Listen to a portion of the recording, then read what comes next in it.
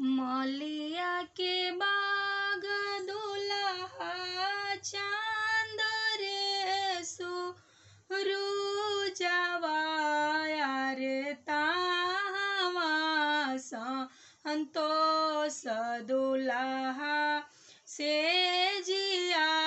डासायो जी अरे तावा नीता सुभावा अपने से आयो जी बहिया लफाई दुल्हा जांगे बैठायो जी अरे तोहरा नई इहारावा सुभावा छोरिया मोर हेरायो जी अरे तोहरा नई हारावा सुभावा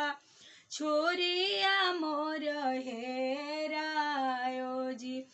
कथु केरा छोरिया प्रभु जी कथु बयान जी अरे कथु के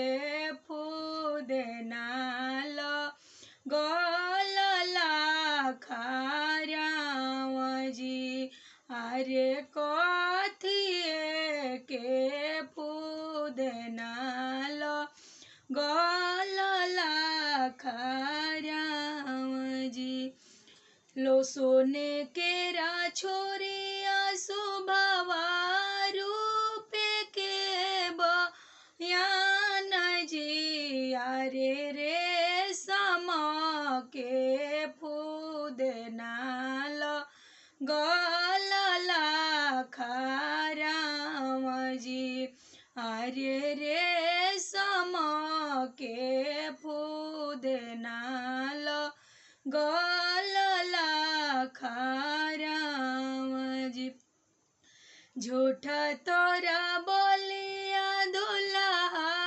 झूठ तोरा जबान जी अरे झूठ के जा हमाला का दुल्हा सारा खानदान जी अरे झूठ के जामाला का दुल्हा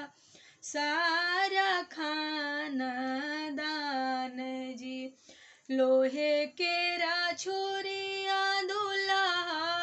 लकड़ी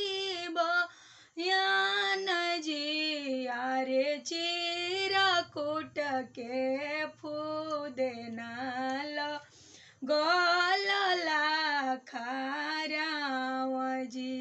अरे चीरा कोट के फूदेनाल गलला खाराव जी मलिया के बाग दुल्हा कमल लगायो जी अरे ताहवा कवनी सुभा